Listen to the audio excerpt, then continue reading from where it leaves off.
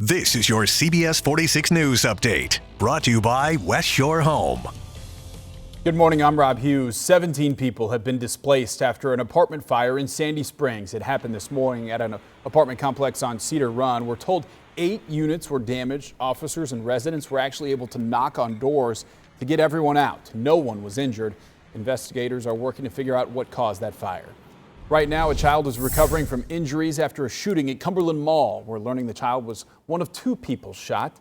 The other person was shot in the foot.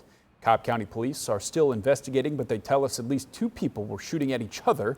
The motive is unclear, but a restaurant employee told us there appeared to be a verbal dispute among a few men in the parking lot. Lawmakers here in Georgia, as well as those on Capitol Hill, are pushing for gun control reform. President Joe Biden is pushing for stiffer background checks and a ban on certain guns and high-capacity magazines. The shooting in the Colorado incident coming about a week after the deadly spa shooting spree across the metro area here in Atlanta.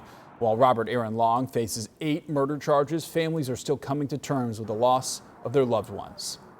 Even before the Colorado shooting, the Senate Judiciary Committee had scheduled a hearing on gun violence. Senate Majority Leader Chuck Schumer has promised to bring the legislation to the Senate floor.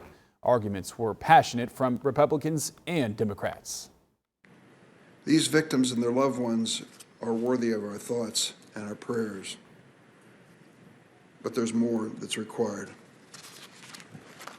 We face a pandemic of coronavirus. We have another epidemic in America called guns. I don't believe we have a gun control problem in America. I believe we have an idiot control problem.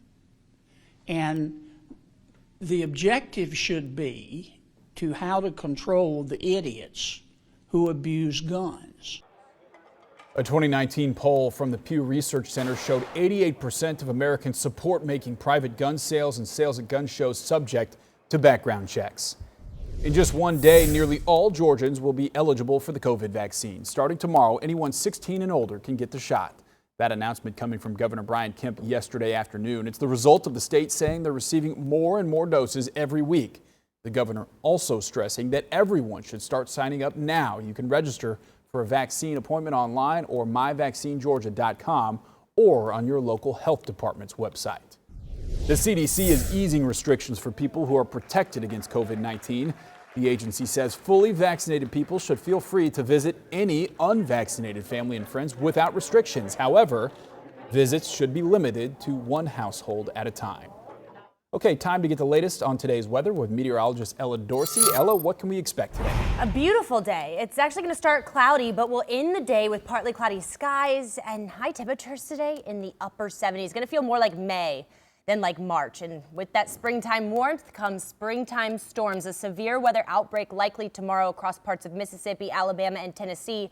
And northwest Georgia from Rome up to Chattanooga has a high chance of seeing strong to severe storms through the day tomorrow, especially through the afternoon and especially after sunset as the main cold front rolls in. Damaging winds, isolated tornadoes, all likely. It will weaken as it pushes into metro Atlanta around midnight tomorrow night, and then areas south of the city likely to just see rain and some thunder early on Friday morning. You're going to have to keep your guard up through the weekend, too, because we're going to see more rounds of scattered thunderstorms. We will be in storm mode tomorrow. You can stay tuned to CBS 46 for the latest. This has been your personal news update from CBS 46 News, brought to you by West Shore Homes, Atlanta's one-day bath remodeler.